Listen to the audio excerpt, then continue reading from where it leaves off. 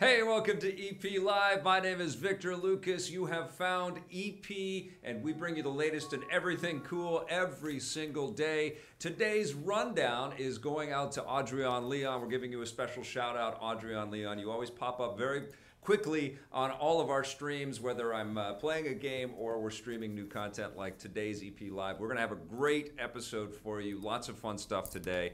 But first, let's get started with your rundown.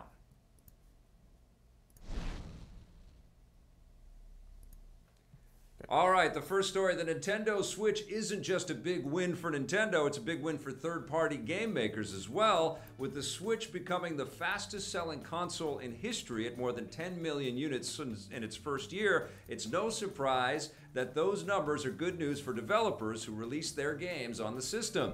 The Game Developers Conference has surveyed nearly 4,000 third-party game developers, asking them how Switch sales of their games compare to other platforms. The majority of respondents say that that Switch sales have been greater or about the same as other platforms, while only 16% say that Switch sales have been less than average. This basically means that third-party games are selling well on the platform, which means you can expect to see some big franchises find their way to the Switch in the coming year. That is the speculation. That's the educated guess. I think that we're going to see a lot of big Switch announcements at E3 this year. It won't just be Nintendo and a handful of awesome indie developers. I think some of the big AAA teams out there are starting to look at the Switch very seriously.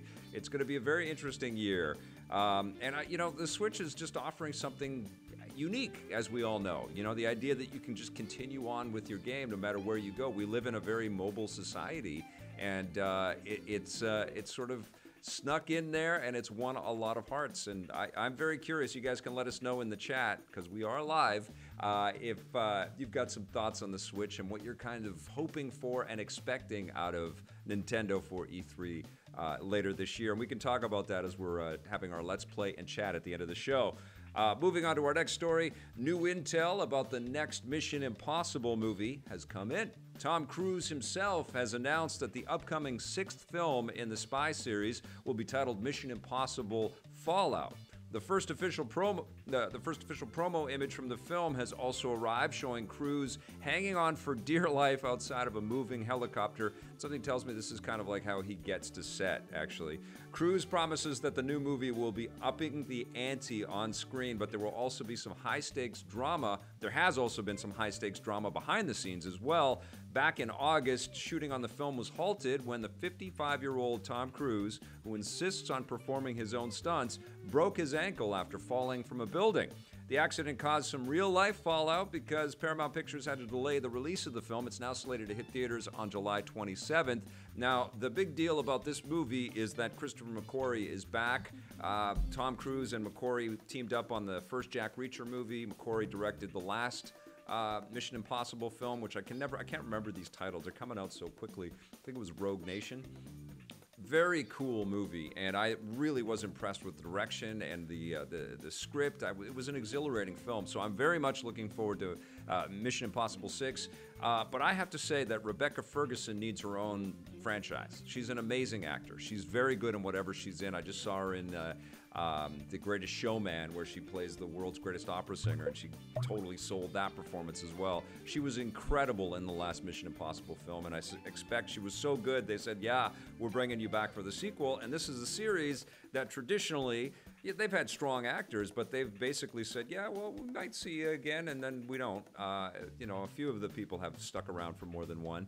But it's a big deal that Rebecca Ferguson is back for this one. I can't wait to see how this whole thing comes together. I just watched, actually, a little behind the scenes of Tom Cruise doing a stunt where he's driving a motorcycle and he hits something and he goes flying off the bike, and he's actually on rigging, and it's him, 55-year-old him, flying around. And I was like, why does he do that? Like, that's not good for the production if he hurts himself. But the guy likes to do that, so we'll see. Hopefully MI6 is good. Now, it looks like Disney and Marvel's latest gamble is going to pay off big time. The new superhero movie Black Panther is tracking to have a huge opening weekend, with estimates putting it at somewhere between $100 million and $120 million domestically. I guess that's just for that weekend, which is crazy. that would put it near the Avengers. With the exception of the Avengers, that would give Black Panther the biggest opening weekend ever for a new Marvel franchise, not adjusting for inflation. And this is especially good news because some were skeptical that this movie would be such a big hit. Black Panther obviously stars an African hero, and almost the entire supporting cast is made up of black actors as well, which is something that Hollywood has traditionally avoided out of fear that it wouldn't make as much money at the box office. Hopefully, Black Panther will prove everybody wrong, and the film hits theaters on February 12th. Is it 12th or the 16th? 12th in Europe, gotcha. And the 16th in North America. I can't wait to see it. I'm going to be away from the studio then, so I will probably be reporting on my thoughts of Black Panther from somewhere. I'm not sure where I'm going to be, but or where I'm going to see it. But I can't wait for that movie. I've read a little bit of Black Panther stuff. Obviously, we had Evan Narcisse on the show last week, and he was phenomenal. He's writing the Rise of the Black Panther comics, which is a good place to start if you want to familiarize yourself with the character. He's sort of delving into the history and giving us a great sense of the rise, which is the title, of this incredible character. I can't wait. I mean, it looks amazing, and it looks distinctive, and that's pretty hard to do when you've made 16 or 17 superhero movies under the Marvel Cinematic Universe already. That comes out in February. Can't wait. The rivalry between Disney's Star Wars and Sony's Jumanji might be continuing for years to come. This is a crazy story. With the new movie Jumanji, Welcome to the Jungle, performing surprisingly well against the juggernaut that is Star Wars, The Last Jedi, Welcome to the Jungle is performing surprisingly well, and that means that they want to make another sequel. Obviously, Sony's excited about that, and it might be going up against the next Star Wars film in December 2019. The Wall Street Journal reports that Jumanji distributor Sony Pictures is putting together a sequel, and they're planning to have it in theaters right around the time we've got the Episode 9 flick out there. The new Jumanji has so far earned about $800 million worldwide, so it's no surprise that Sony wants more. But what is surprising is just how well Jumanji has done compared to The Last Jedi. Even though it hasn't made as much as The Last Jedi's $1.2 billion, it has held its own and has actually spent more weeks in the #1 spot than Star Wars has. We'll get to see how well the next films do in 2019. Now, this is crazy. I thought Jumanji was pretty fun, but it was very forgettable. And The Last Jedi, I do have some issues with it, but it is absolutely not forgettable. There's so many cool, new ideas that are thrust into there.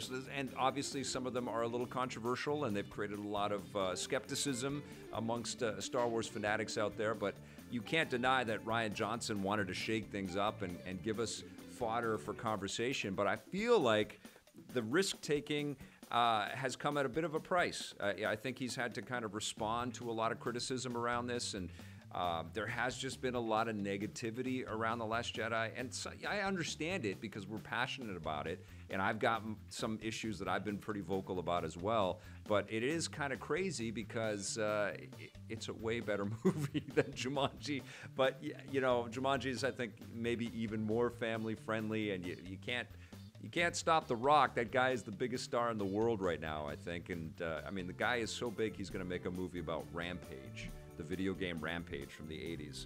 We'll see how that does. That will be the real test of The Rock's power. He didn't do so well with Baywatch, but Jumanji hit for whatever reason. It's just okay.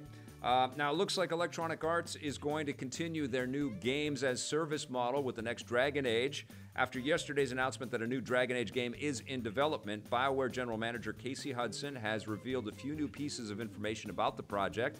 Writing on Twitter, Hudson says that the new game will once again have a strong emphasis on story and characters, but the thing that will set it apart from other Dragon Age games is that it's being designed as a live experience, quote-unquote live, but with continued storytelling after the main story is finished. This sounds like the new Dragon Age will use the games-as-service model, which basically means that new expansions, missions, and online content is released on regular basis for years after the base game arrives. Other big games like Grand Theft Auto Online, Rainbow Six Siege, and BioWare's upcoming Anthem are using similar models. There's no word yet on when the new Dragon Age will arrive. I think this is sort of part and parcel where the video game industry is going right now. They they want to lock you in, you know, whether it's going to be, you know, like the Xbox Game Pass or whatever. They want to get you in their community and they want to keep you there. Ubisoft, I think, has provided an incredible example of continuing to support a product after launch and watching that community stay active and even grow based on older software that they can discount and sort of bring back to market at different kinds of price points. And I feel like, you know, there's an expectation now that $60 is just your entry pass if you're going to buy the software. But I think this is kind of the way that you know, as we start to talk about subscription to software and the Netflix of games as a, you know, an inevitable eventuality, it's going to be this kind of constant stream of updating and stuff that's going to be keeping us in these communities, and that's what's more valuable. It's not so much that I mean, there is a repeat customer kind of element in there and that sort of extended value on gaining money. But you got to think about these games from, you know, the way that they've historically performed is they'd come out, they'd have their opening weekend and the buzz around it, or, you know, a couple of weeks of great big sales, and then they get forgotten, which makes for great buried treasure type content. But a lot of these games are very expensive, risky bets, and, you know, we're seeing a little bit less of that with these massive team scales.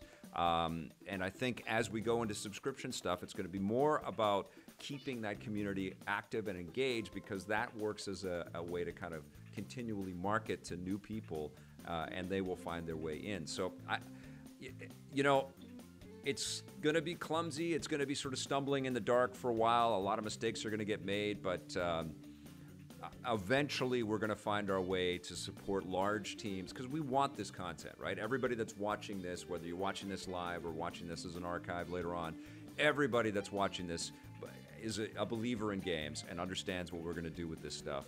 And we want to see big software get made, and so the industry is finding new ways to be able to support that.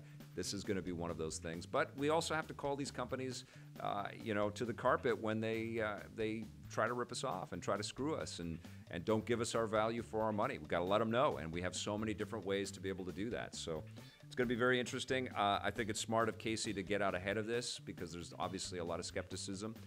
But I'm excited, man. Like, that's a good team over there, and I really dig Casey. I think his heart is in the right place. He's a very passionate leader, and I think we're going to see some great, big, cool games from BioWare, and that's what I'm expecting. So let's see. Let's hope that happens. But right now, it's time to take a look in our rearview mirror at this day in everything cool.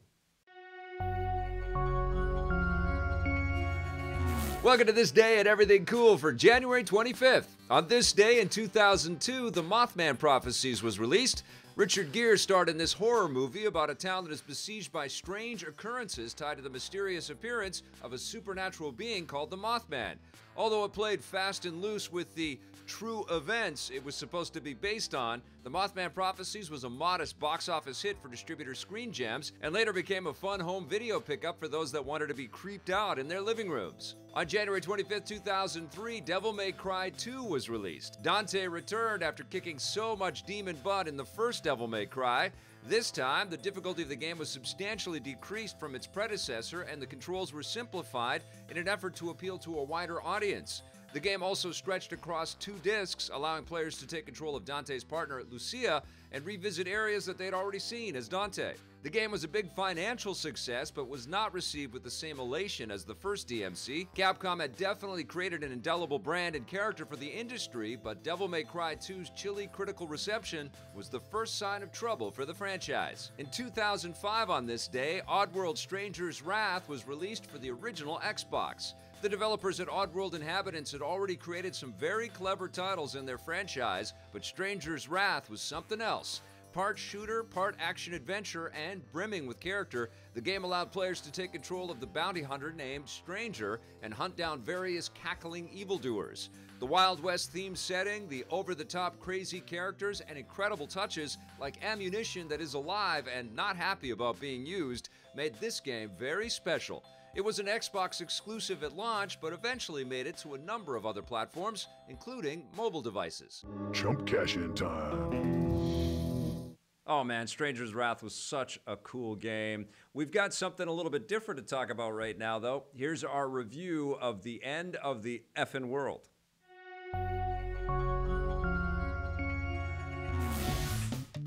I'm James. I'm 17, and I'm pretty sure I'm a psychopath. I got some good Netflix streaming time with a new series called The End of the Effing World, which Netflix partnered up with Channel 4 to get to North American shores. I've been told by people on Twitter that I should check this show out, and I'm glad that I did. It's based on a comic series. It's been retrofitted into this 8-episode season 1 of a new TV show, and season 2 is already in production. And it's about these two 17-year-old misfits that come together. Hey, I've seen you skating. You're pretty shit. fuck off. One of them is James, played by Alex Lothar, who is convinced that he has psychopathic tendencies and wants to murder things. And the other is Alyssa, played by Jessica Barden, who is in a very complicated relationship with her mother and her stepfather. And she basically can't tolerate anybody. And in fact, at the beginning of the season, she picks up her smartphone after one of her friends texts her from across the table, looks at the message, and then proceeds to throw her smartphone on the ground and says, "I fucking hate those things." And that gives you an idea of the kinds of individuals that we're dealing with here. Have you ever eaten a pussy before? They decide that they've had it with the sort of the world that they're living in and the people that they're dealing with, and they steal James's dad's car and hit the road, and then all kinds of calamities ensue. I might be able to fix it. We can't just leave it here. Do you reckon you can still fix it?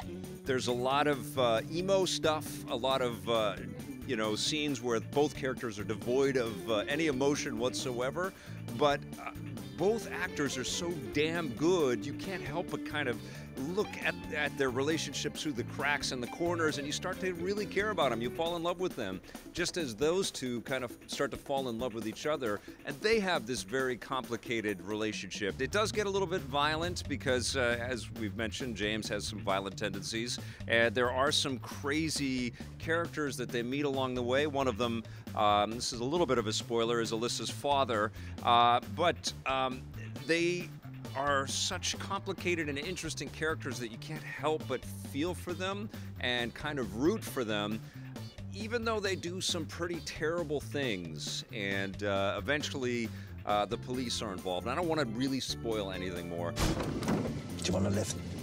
Come on. I am gonna be so fucked off if we get murdered. It's only 8 episodes, and they're each about 30 minutes long. Some of them are even shorter than that, so it's very easy to watch these things in an evening. It's almost like an episodic movie when you collapse them all down. It doesn't take that much time, and you're gonna plow right through them. I suggest you do. The End of the Effin' World is another terrific pickup by Netflix. I'm gonna give it an 8.5 out of 10. Super cool show. I am very excited by all these risks that Netflix is taking all the time. But joining me right now is someone who is super cool himself, and it's such a great privilege to have him on EP Live. And this is his first, he's not happy about it, but he's here. This is his first time being on EP Live, but of course he's been a part of Electric Playground and Reviews on the Run for many, many years. The illustrious, the one and only, the statuesque, the fresh peach, Ben Silverman. Fresh peach. How are That's you? disgusting. I'm okay. I'm taking risks myself today, Victor. I am drinking very hot tea in my Grand Theft Auto glass with the actual. You could actually hurt somebody with this mug. Is that a hot coffee Grand Theft Auto mug? It's technically a hot tea. Hot tea. But yeah, that's awesome. That's illegal. That's illegal. I'm taking risks today too. That's good awesome. to see you. Good to see you too, bro. And Happy New Year. This is the first time that you're on the content, our newfangled content. We've launched a daily live collection of live conversations and edited pieces, and we're trying to stack it all together and give people a whole bunch of content every day. But it's super fun. It brings me back to, obviously we have less people involved, but it brings me back to the days of us delivering 2 half-hour shows every day. It's pretty damn cool. The crazy days. The crazy days. Yeah, when we were the Crappeteers. We were reviewing every Wii Shareware game. Yes. Yeah. We can't escalate to that much stuff, but not yet. Do not have a goal of escalating. Oh, I want Don't the Crappeteers re-escalate. back. Trust me. I want you guys back crappeteering like crazy. So we'll see. You're going to need to buy me some more mugs for that, buddy. I need like 5 or 6 more mugs. Okay, that sounds like a good plan. But the reason why I wanted Ben on today is because yesterday we spent 2 hours, at least 2.5 hours, but I think the total running time of the video is 2 hours and 41 minutes. We played the hell out of the beta for Sea of Thieves, and I wanted to talk with Ben about that. Jose couldn't join us. He's traveling to Philly, but he was part of our crew until he had a power outage and got booted off the game. But what do you think of Sea of Thieves so far, my friend? It's ambitious. Yeah. It's an ambitious video game. You don't really get how ambitious it is until you start playing it, and you start realizing just how much stuff is in here in terms of mechanics and kind of complexities of a online cooperative video game. And that's really what this is. You know what it really reminded me of, and I didn't get this the first time I played it. I played it briefly at E3 and had some fun, but I was playing with strangers and I didn't really understand it. This time it reminded me a little bit of a great iOS game called Space Team, or Star Trek Bridge Crew or something, where you have a bunch of people in a game together trying to accomplish fairly simple goals. Yeah. And the way that you communicate and trying to kind of everybody do their job to sail a ship or, find some treasure, that's kind of the core game. I mean, there's a lot of mechanics. You have swords and guns and, you can swim and do all kinds of stuff. But really the game I think that we had fun with, the joy that we found together was just like solving basic problems. Yeah. Like our ship is flooding. We've got to get water out of it and patch it and just like yelling at each other to do things. That's the core of Sea of Thieves. And I think that part is really, really great. Yeah, and those are great analogies of other games that do that sort of team building successfully. But I think it was very smart on the part of Rare to focus on, a genre or a sort of platform that we're all very familiar with. We know the mechanics of being a pirate. It's been served to us for many, many years. So even without a great deal of instruction, it became clear what we're supposed to do. But one thing that helped us out quite a bit is we had this Swedish guy named Bruno on the team with us. Somehow we got magically partnered with this guy. So it was you and Foobs and myself and Bruno. And he played the alpha and he knew what to do. So he was like our guide. And Blackbeard. Yeah, and he really kind of sort of led us everywhere. And he would be, I think he was excited as hell to have 3 people that were into it, and we were into it. Yeah. But he was. It felt a little bit like he was a Rare employee. Like it felt like we were. It felt like we were journalists, and he was a developer, and he was showing us cool things in the game. Like I fell right into that rhythm of like, hey man, what else is cool here? Yeah. Ooh, that's fun. Yeah. And we're all being like the snarky journalist, and this guy's like, an animator at E3, like showing us cool shit in his video game. That experience of lucking out and having someone who was experienced in the game.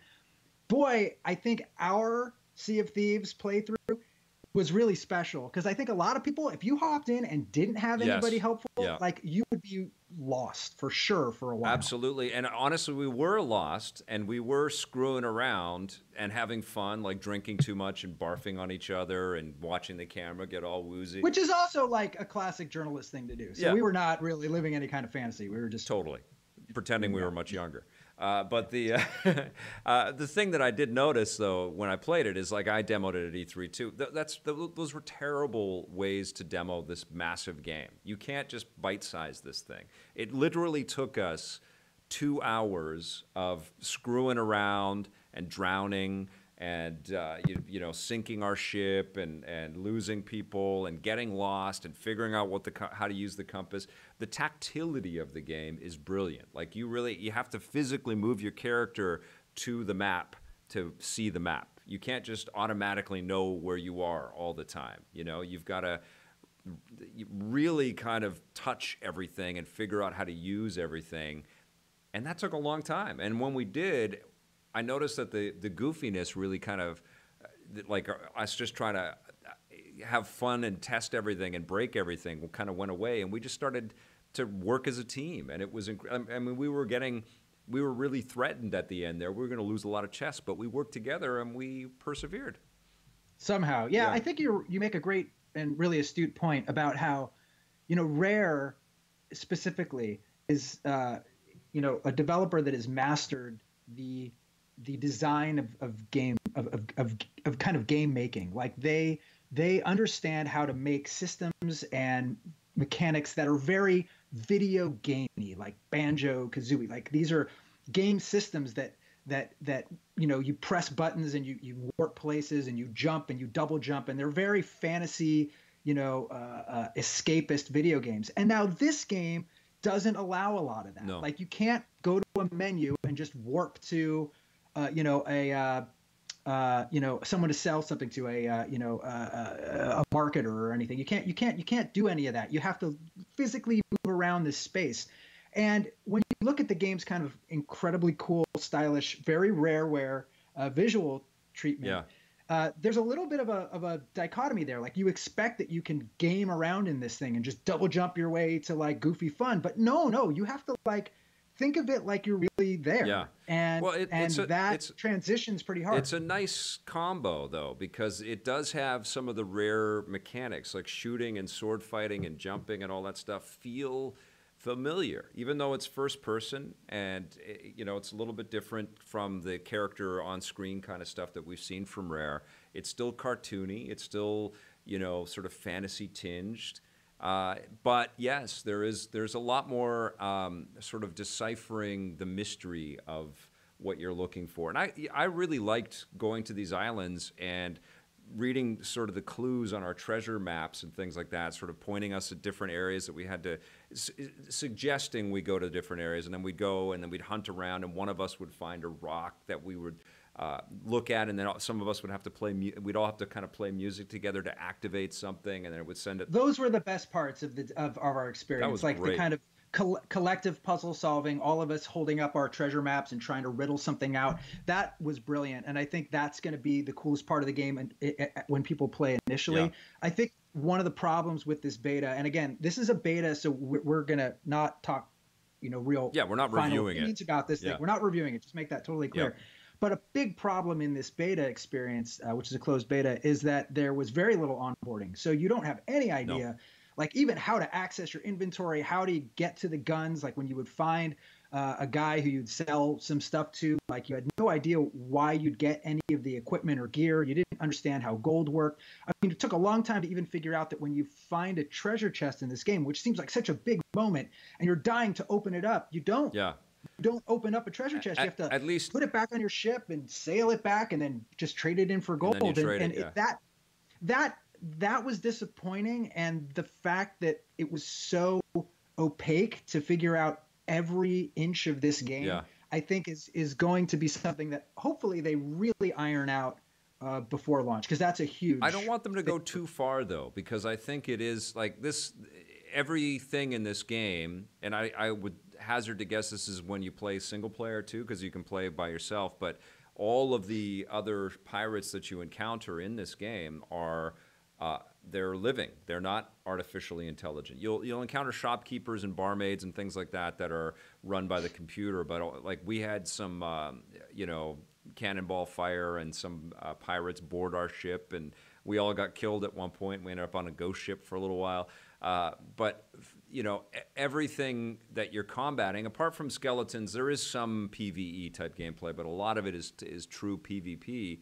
I liked that so much of this is for you to discover, and I don't want them to handhold us too much, because I feel like, I mean, they're pirates, right? They're not space pirates. They're not equipped with all kinds of incredible technology. That's not Assassin's Creed, where we're going to have suddenly flash to a different time period and have a totally different mechanic. This has got to be sort of work and exist in that thing, and there is going to be a repetition to go sailing from one island to another and explore that island and find the treasure. I don't think they can really, from what we've seen, they're not really going to go too much beyond that. I don't know if we're going to get on horseback or, storm castles. Yeah. Yeah, it's hard to say. It's hard to know, obviously, at this point, how big of an MMO this is, and that's really what ultimately this is going to feel like as an MMO, Mm-hmm. right? You hop in with your party of 3 or 4, or you could just go by yourself. Although sailing by yourself and playing by yourself feels like it just wouldn't Yeah. be any fun in this. I mean, part of the fun is that, I'm steering and you have to throw the anchor down, and then he's got to roll up the sails, and then we're being attacked. And then, we had these chests at one point that were weeping and they were crying. And every time the chest would cry, our boat would fill with water, but they were valuable chests. So you have to kind of decide, are we going to keep these chests on our ship, or are we going to get rid of them? So we were like just manically kind of keeping them on the ship, but then bailing out with water, but then we're getting attacked. And the team play is where this game really finds its strides. I think playing by yourself, just like playing by yourself in an MMO, won't be as fun as if you're playing with friends. But the depth of that, the depth of the MMO, the depth of items and equipment and customization, in this so far we weren't able to even customize our ship. So every ship sort of looks the same. That stuff is, I think, the stuff that's really going to drive the longevity of the game. Because even though we played for 2.5 hours and it felt very quick, like it didn't feel like 2.5 hours, I don't think I could have played for 5 hours. I think I was at the point where we were feeling like, okay, we did a thing. There was not much else to do. I think for the beta, I would guess Rare is trying to figure out how people are going to figure out their systems. And I like that. And I don't want that to be completely changed by a on-screen tutorial. Now talk to this person about doing this and go here and say, and I don't want all of the icons and all of the stuff to kind of guide us everywhere. I feel like the value in this experience is also intrinsically tied to how much they don't hold your hand.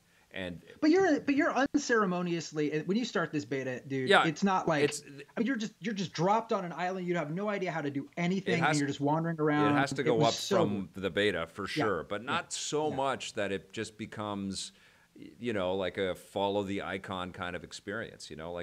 I think the best part of this is talking with someone that's spent a little bit of time and having them help you, and you create that relationship. And because otherwise, I feel like if that doesn't exist, everybody's going to want to take the helm, or everybody's going to want to take very specific things. I'll take the cannons. No, I'll take the cannons. And you can't really operate that way, right? Well, and it's also, it's taking a big leap because it's trusting the gaming community to not troll the shit out of each other constantly. I mean, I have some colleagues, some game journalists who were complaining last night that every time they hopped on to play the beta, they joined a group and got thrown into the brig and just got locked in the brig, and the pirates, the other guys, would stand around dancing and playing music and laughing at them. Oh, no. For like an hour, right? And I'm like thinking to myself, first of all, that's awesome. You can do that. Second of all, that sucks that you can do that. And like, there's going to be so many opportunities for trolling and kind of screwing up someone's experience that it is going to really boil down to how fun is your team, how good are the people you're playing with, who are you bumping into in the world. A lot of the same MMO, pitfalls are going to affect Sea of Thieves. So it's hard to tell until you see it in the wild and see how the community reacts to it to really know what that experience is going to be like. I was surprised though, man, because I was throwing shade at this game. Like every demo was disappointing. It's like completely chaotic, and I was like, I don't know what the hell I'm doing. And I love Black Flag. That's still one of my favorite pirate games. And Ubi's got that new pirate Skull and Bones coming out presumably this year. So we've seen great pirate stuff before, and I just felt like this was just a cartoony kind of take and kind of a crossing swords with Minecraft kind of idea.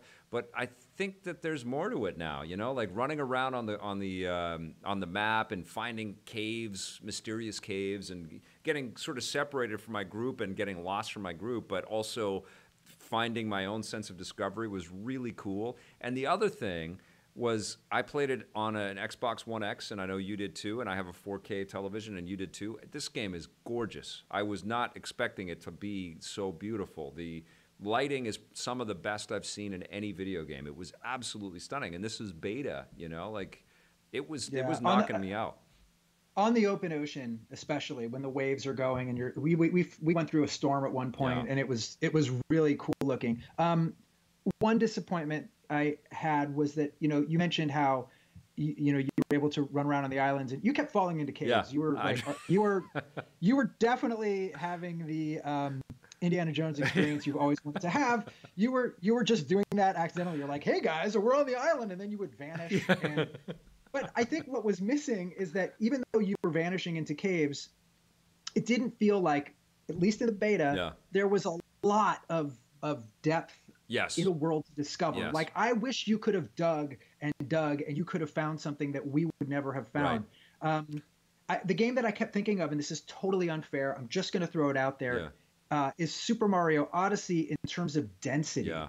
Like, that game was so dense in terms of just around every corner there was a secret. Yeah. And Sea of Thieves feels like it needs that because you spend a lot of time on your ship doing nothing. Yeah. So when you get somewhere, it feels like you need to do more than just like dig up a chest, fight some skeletons, and then go again. Right. Like, there has to be stuff, like just stuff.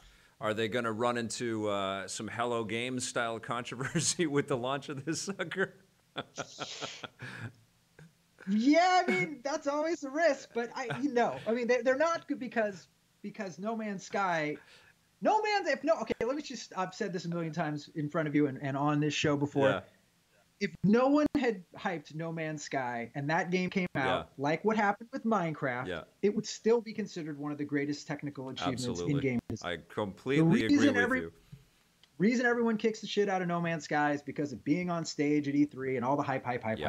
Sea of Thieves doesn't have that much hype. I mean, it's got a little hype. People are talking about it now, but it's not Gears of War and, Forza. It's not getting that Microsoft, like, billions of dollars pushing it. It's been pretty main stage with Microsoft, and they haven't had tons of other titles to hang their hats on but yet. Expectation for this game is not revolutionary. Yeah. It's, well, maybe it'll be a fun, goofy game to play for a while. It's not, this is going to change everything. I think that's one of the reasons why I was so entertained. It was fantastic to play with you guys, and we were grateful to Bruno, if you're watching in Sweden, for being such a great guide. So that was super fun. But it was just put together in a much slicker way than I was expecting. Now, the other thing that's happened since we got the release date and announcement on Sea of Thieves, it comes out on March 20th, and now the beta's, it's closed for now, but I'm sure they can't not ship this game without an open beta. They need to test the hell out of this thing.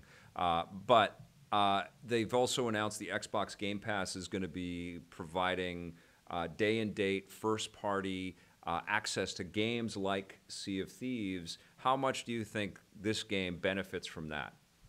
And gamers benefit from that? I like it. Yeah.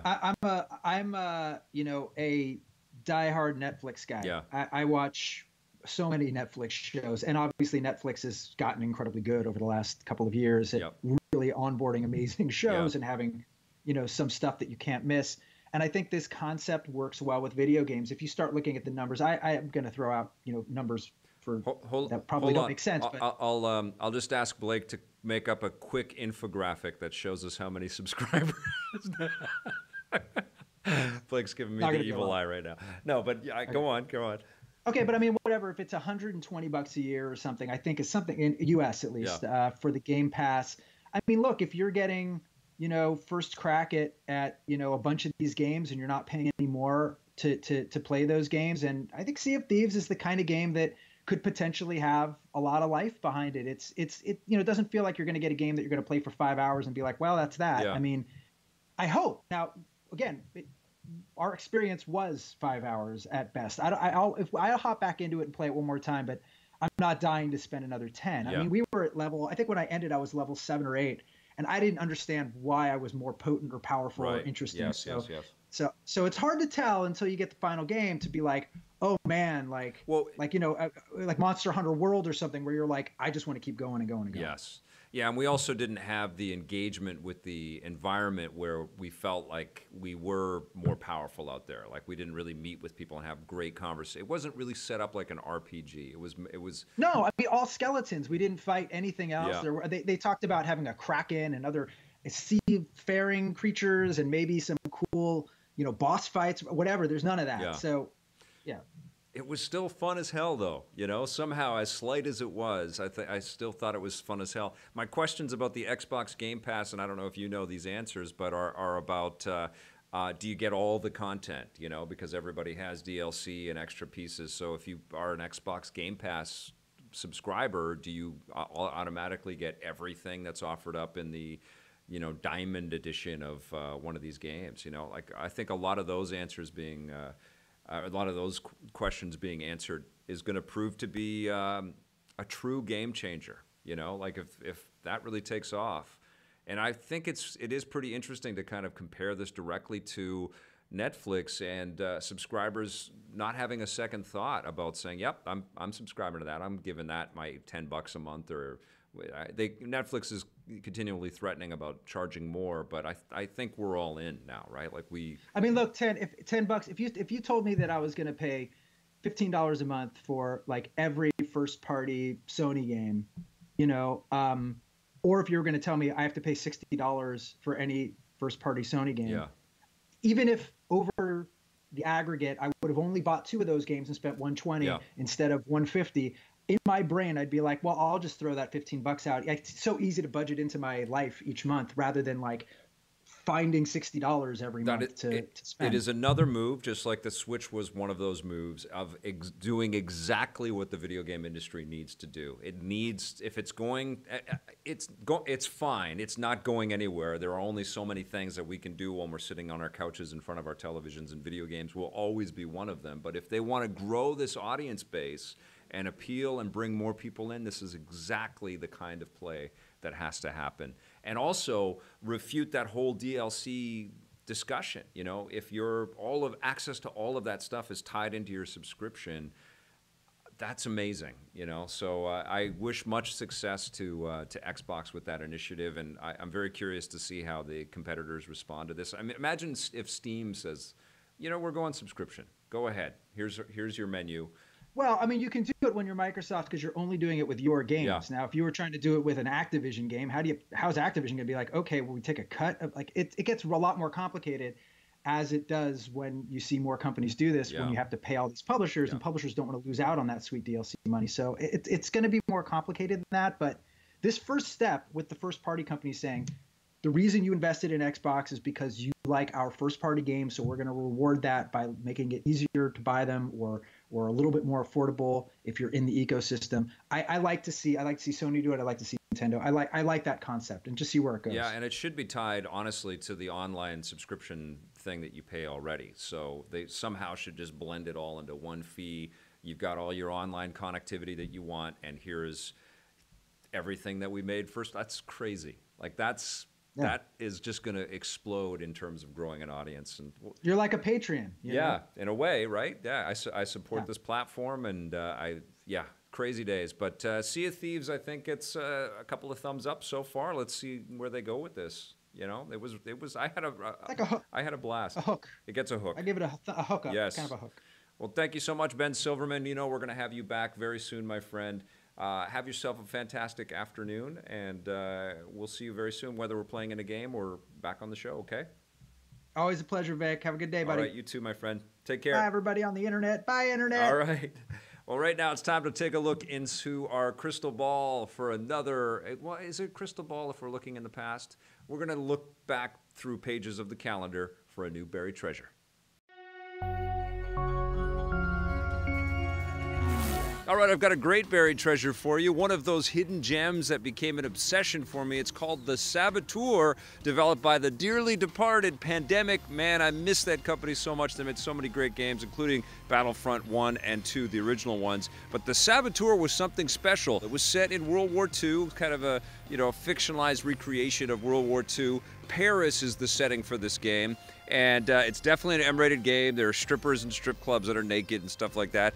But what you're trying to do is wipe out the Nazis. You're one of these, resistance fighters that goes kind of undercover, and you sabotage different installations and different enemy camps, and you kill a whole bunch of Nazis. And man, that will never cease to be fun. And what happens when you kill the Nazis and wipe out their bases and take down their towers, which is so addictive, wiping out those towers and watching them fall, in glorious explosions as you're running away from them, so much fun. But you kind of clear the territory out of all of these you know, heinous criminals, these awful warmongers, these Nazis. You wipe them out, and then you're starting to bring life and color back to Paris. And the artistry and the beauty of that symbolism was not lost on me. But it was really the airtight gameplay that got me hooked, and I really, really liked this game. When I first reviewed it, I gave it a pretty good score, but then I just could not stop playing the game. It was so good. I finished it. I wanted to keep running around on the map, and it's such a fun game, and I wish that EA would bring this back. I know I'm hoping on a star here. I don't think it sold that well, but the Saboteur was something special, and it's absolutely one of my favorite buried treasures. All right, not a bad show today so far, but we've got more for you. We've got something very cool. A little while ago, Blake and I were in New Orleans for the Call of Duty World League, and we had a fantastic time, and we put together a cool little segment for you.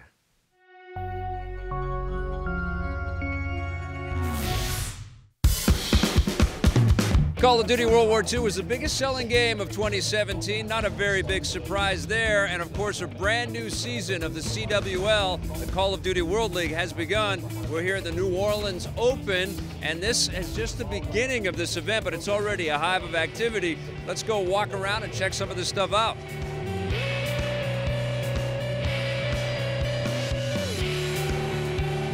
World League started late 2015. That's when we started. We're into our third season now with Call of Duty World War II.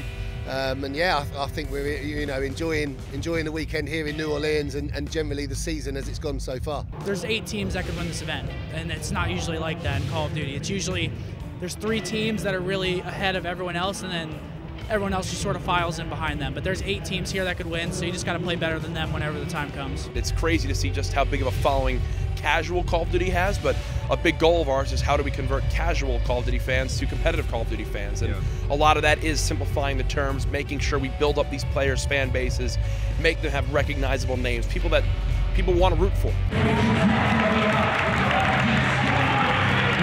I know a lot of people are going to wonder how the hell they can come to a match like this and come to an incredible city like New Orleans and participate. How do people get into the Pro Leagues?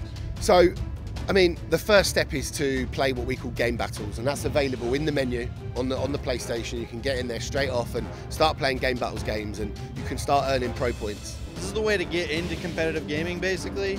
So you come over, we do some free play throughout the day, you can play some matches, and then we're also doing tournaments where you can play, compete with like some more high-level players, maybe win some money, get some experience, find some teammates. Yeah, it's just a good way to get into the system. Then you can just buy a pass to one of these events and come with your friends. How many matches do you have over the course of the weekend?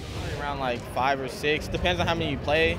So if you win all your matches, then you'll have probably upwards of 10, but if you lose, you only get to lose twice. Right. So you're guaranteed 2 matches at least. We're supporting Team Infamous. It's the co-owner right here. It's our team, it's our first. So this is Team Infamous right behind you right here. And are you nervous? No, I mean, they're doing really good, I feel like. Yeah. So I feel like they're going to do great. How long has your son been competing and trying to sort of have a professional career with CWL? He's been playing for probably 10 years, and then competing for the last 3 or 4. Awesome. Jagger, are you better than your brother and you just let him? Yeah, I figured. If there's no age limit, I would be pro. What you'll find is there are some subtle differences between playing online and playing on LAN, which is here live in person, face to face. It's a lot of teamwork. Every little step you take makes a difference in terms of whether you're going to get that trade and get full control. And you know, it's all mental. Everyone has to play their own game and play well together. You can't talk it all out all the time. So it's a lot of individual skill. Chris, was this something that you encouraged your kids to kind of, pick up, and were you playing games with them? They actually did it all on their own. Yeah. They got their own sponsors on their own, everything. So we used to be a typical parent and say they're sitting on the game all day. Yeah. And then we saw the money and all that was involved and the perks of it. So we started supporting it. Your house must be like gunfire in every direction. Do you duck for cover sometimes when you come? It's loud at the house, especially with the call-outs. He's really good at that. Oh, that's awesome. We're giving it our all, hope it works out, and that's all we can really hope for. Just got to play our best. What have you noticed in your career as a pro, sort of a commonality between some of the other players out there? What's a special trait that you guys kind of all share?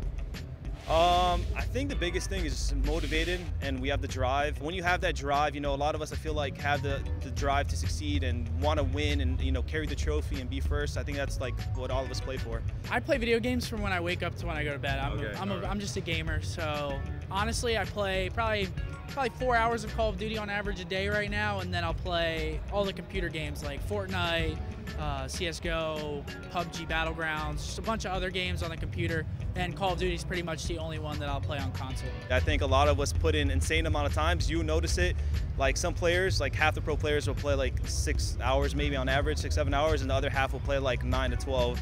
And those are definitely the players who have the drive more to succeed and want to do something big in the game. These guys are always, they're trying to find the best weapon, like the best weapon, the one that gives them that crucial advantage. Because you're talking the difference is milliseconds. So anything that can give them that edge, they're always pushing. And as the game evolves and as the studio tune and listen to feedback, that search, that unicorn search, is always going to happen, and it's something the players attack with gusto. We get paid to do it, so it's like, we should enjoy having a vacation to go to these different cities, enjoy the time we have, and just have fun with it. Yeah, and is that the case? Do you guys actually get to have a little bit of fun when you come to an awesome city like this? Oh yeah, we definitely have a lot of fun when we're here. You know, we're here from Wednesday until Monday, so we only play through those days, and the rest of the time we can kind of do whatever we want, you know, roam around. One of the cool things about Call of Duty is that, you know, we do get to support that big title from the franchise every single year, and it gives a platform for new players to come through. And, you know, a player who excels one season, their playstyle might not match the next Call of Duty game. With Call of Duty World War II, automatically there's a breath of fresh air because we have a new title out. No matter what it is, people are excited. But then you add in, again, that return to boots on the ground, return to kind of the Call of Duty style that everyone grew up playing and knows and loves. It absolutely has helped amplify it and make the CWL bigger than really ever before. We broke some records back at the CWL Dallas Open, and I'm sure we're going to break some more this weekend. It's definitely a good thing for Call of Duty. Back to the roots of the game, where it's back to boots on the ground and not the jetpacks, because a lot of people didn't take the jetpacks too well. Honestly, I like to see that everyone's done complaining about the jetpacks and there's no more excuses. People would write players off in terms of what their actual skill was because they just abused the jetpack system. Right. So yeah, it's good. The advanced movements in the last games made the skill gap a little bit wider. It was harder to predict. You know, they had elevations that they could jump to. This game, it's just straight up. You know, you play your angles and you're on the ground. That's it. This is the best title we've had in years, so we're all excited to play boots on the ground. World War II, you know, whatever it is, still the best. Have you guys had to kind of change your sort of philosophies and the strategies and things like that going into this new season? Oh yeah, I mean, you know, there's a lot of new energy with World War II. Our viewership has went up a lot. Public matches are a lot better. The esports side of it is way better. A lot of veteran players ended up coming back. I'm pretty sure most of them are competing at this event. And it's brought back a lot of like old, big time faces, so that's cool. Have you noticed a bunch of these hardcore, older Call of Duty players come back a little bit? Yeah, they came back. They're not doing much.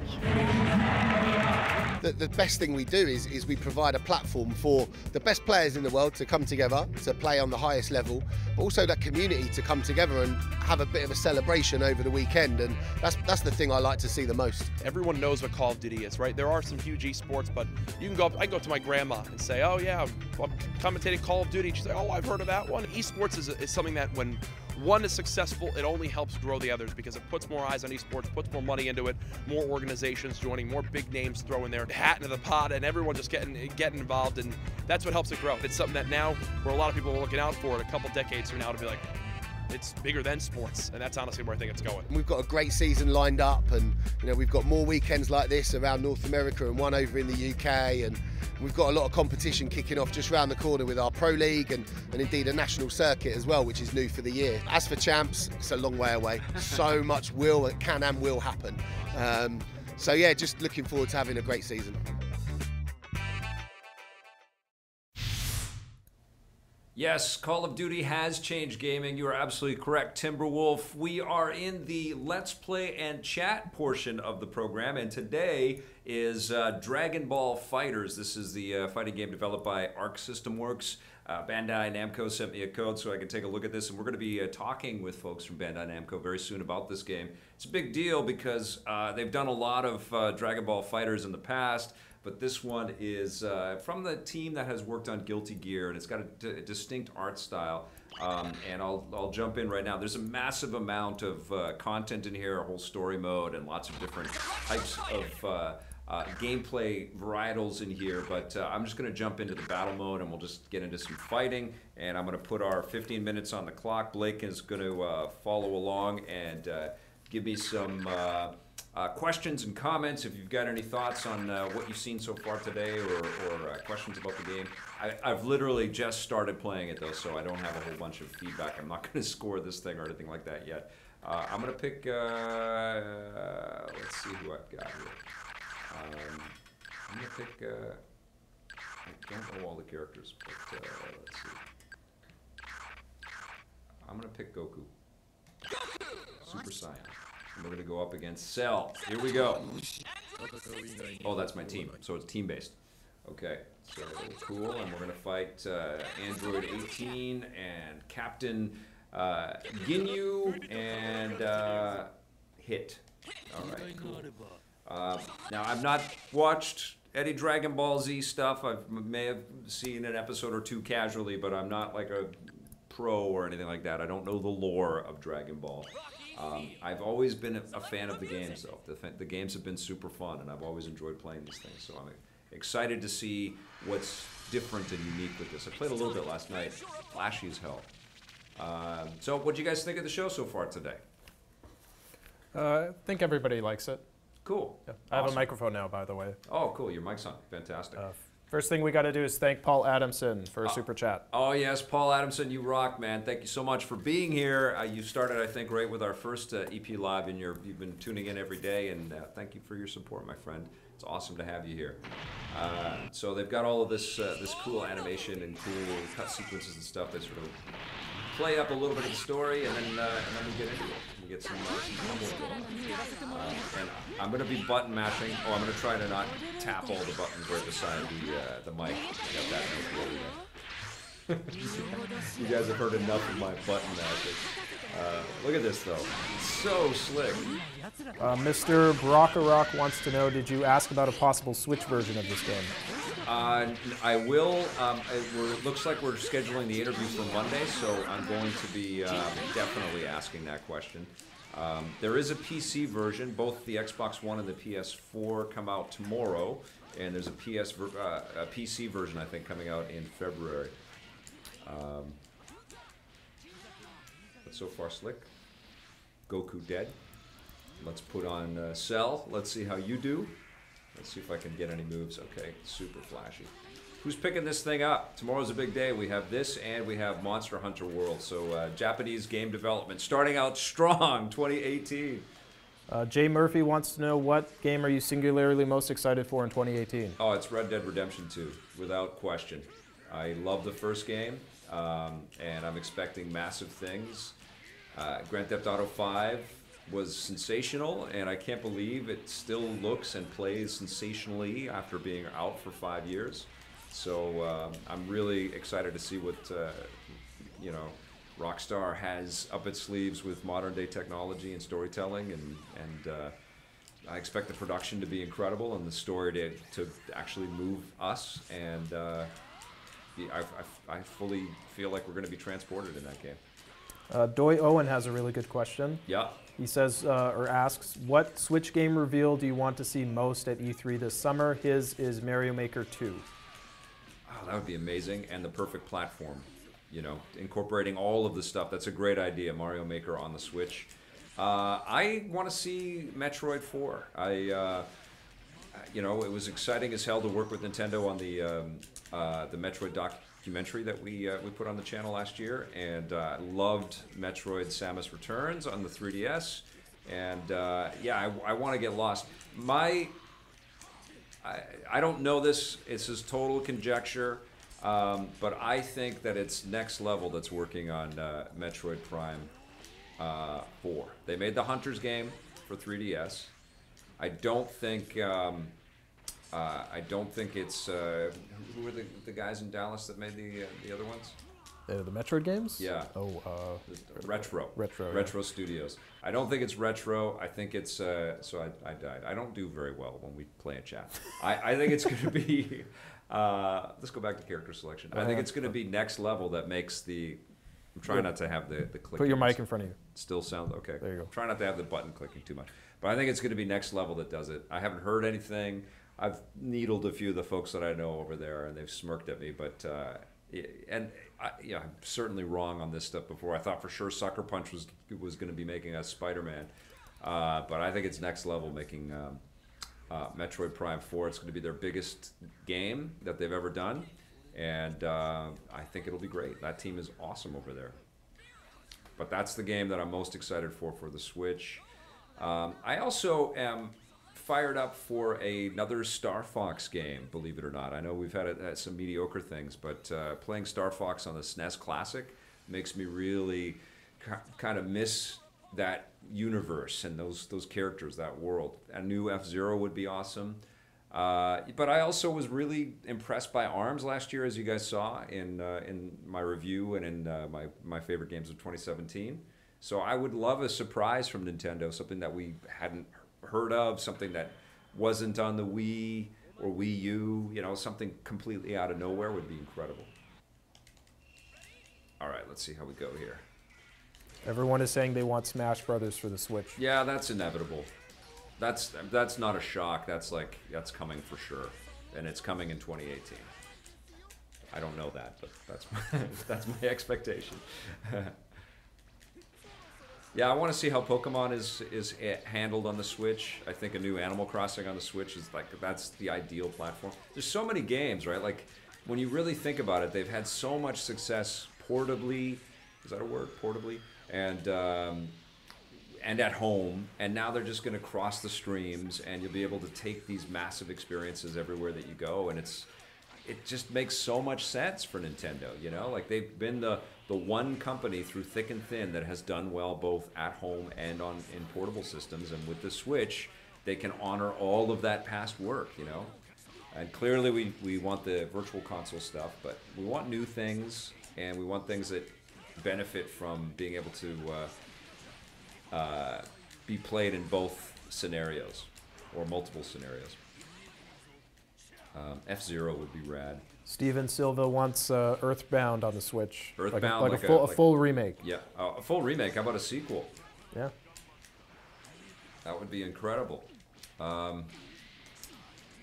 It's hard not to kind of fall into nostalgia when you're thinking of Nintendo games, But I think what Breath of the Wild kind of proved is that if they reinvent and basically wipe the slate and just start fresh, which Zelda kind of provides, right? That's what they kind of set up with the storytelling in Zelda right from the beginning. But this time it was with the gameplay. I keep thinking I'm the cat, but I'm not the cat. So if they do that again with some of their other properties, that's going to be very exciting. All right, come on. This is so slick. I'm playing it on the regular PS4.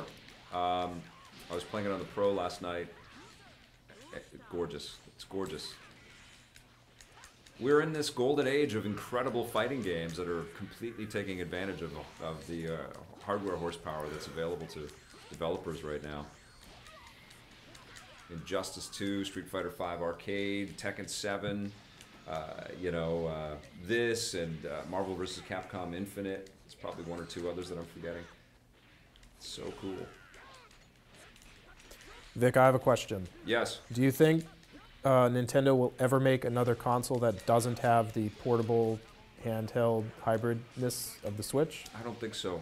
I think the bigger question is, will Nintendo ever make another portable machine? I think a wiser move would be to make a smaller Switch, like a Switch Junior, and have some kind of the Switch Game Boy or whatever, and then have some sort of scaling technology so that we're not looking at tiny little print, right? Like that's built into the software to smart scale the text when you're looking at it on a more portable screen. I would love to see the Game Boy brand come back, because that just brings me, that's such a great nostalgic concept. I loved my Game Boy playing days, and not just as a virtual console, but as a.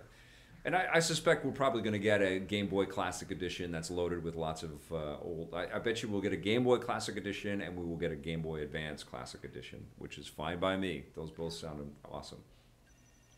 And maybe we'll get a 3DS Classic Edition in like 5 years or something. That's loaded with software. Okay, Nappa. Trying out a bunch of these colors. Or a bunch of these characters. Okay, here, what is this guy? Krillin and Goku, pink-haired guy, and Tien. Here we go. Let's do this. World Tournament Arena. Let's go to Planet Namek. Let's see. Have we done this whole stream without any big audio hiccups? I hate to jinx ourselves, but has it sounded okay all the way through? Probably not. Okay. Well, that's great. That's good to hear. We're figuring this out. Yes, we are. We're getting there. Good to hear, literally. That's my daughter's favorite new word, by the way. I don't know if she's picked that up at school, but every day she's throwing down the literallys like 3 or 4 times, which is pretty fun to hear out of a 5-year-old's mouth. Literally had a great day today, Dad. Look at this guy. Oh, Jamie Andrews wants to know when do you think the next Rockstar or Rocksteady Batman game is going to be out? It will be. I don't know if it will be Batman. I assume it will be, but it'll be this year. We're going to hear something big out of Rocksteady at E3 for sure. The rumor is that it's a Justice League game with that Batman plus Superman and everyone else. I sure hope so. That'd be awesome. To kind of go up against the Avengers game. I think we hear about it this year, and it's launched next year. And if it gets launched next year, then it's going to be with, I think I just completely crushed that little character. I know you're cheering at home right now. But that'll be crazy if we've got like a Rocksteady Justice League against a Crystal Dynamics Avengers game. That's like a holiday for me. That's like shutting everything down, and I'm going into superhero nirvana for a while. I think the only way that they can do these kinds of things is with open worlds and giving characters the ability to fly, and so like huge cities. I mean, the technology that's available to developers these days would allow for that. Massive undertaking. Like, you don't want to be Spider-Man in an Avengers game and you can't just go anywhere. You want to be able to swing all over the place. Like, I'm a huge fan of the Marvel Ultimate Alliance games, but those would feel very dated as new entries today because of the movement limitations that would be imposed on those characters. This big pink, I can't see his name. Majin Buu. Margin Buu, yeah. He's I think he's my go-to. Oh, except he's dead. Okay. Whoa, this guy's huge. Look at this guy. Oh, that felt good. I don't know how I did that. I'm totally mashing. I'm doing Street Fighter combos and stuff like that. Oh yes. Oh my God, this is tasty. You mentioned Crystal Dynamics, and now people are asking what that means for the future of the Tomb Raider series. Well, I think it's another developer that's working on Tomb Raider. I know a couple things because we've been invited to something that's secret, but... well, they've announced it's Square Enix Montreal. Okay, good. All right, so I didn't know, but we're going to be visiting. I mean, here's what we know about Tomb Raider, because Square Enix has announced this already. There will be a Tomb Raider game announced and then playable and purchasable very quickly. And soon. So the movie's coming out in March, fingers crossed. And then the game should be probably announced with the tailwind of that hype. So somewhere around that time frame, we're probably going to hear about it. And so I expect that we're going to be playing a new Tomb Raider game, but it won't be from Crystal Dynamics this year, before E3, which is nuts. Because we don't know anything about it, and we just kind of expect that it's called Shadow of the Tomb Raider. Which would make sense because Rise of the Tomb Raider, she becomes such a murderous badass. She's so tough by the end of that game that it would be like people would be thinking, "Oh my God, here comes Batman." She's such a killer. So we will all be living in the shadow of Lara Croft. But I'm cool with a Square Enix or an Eidos Montreal developed Tomb Raider game. That sounds great to me. Ah! That is our timer. That is our 15 minutes, which is not nearly enough time with Dragon Ball FighterZ. I will likely be streaming some more of this, probably this weekend. I'm going to try to have a review of the game sometime soon. But that is our show for today. Thank you all so very much for tuning in. And if you watch this as an archive later on, thank you. You rock. As always, we appreciate all of your comments and your feedback and your constructive criticism. Please try to keep it constructive criticism. We are still kind of navigating how we deliver all of this material to you, but it's exciting for us to be delivering stuff in this grand new way. And some shows we're going to get closer to where we want to get to. Today was a very good day. And we've got some fun stuff lined up for you tomorrow. Our friend Bear is going to join me in the studio, and we're going to be talking about Monster Hunter World, maybe giving you guys a nice little taste of that. And we're going to have another special guest tomorrow and something very different for Electric Playground. So tune in tomorrow, 1 p.m. PST, 4 p.m. EST. We've got tons of video for you to check out. Please do that. If you dig it, hit subscribe, that little bell, and if you're so inclined, that sponsorship button too. We'll see you tomorrow. Thanks for watching.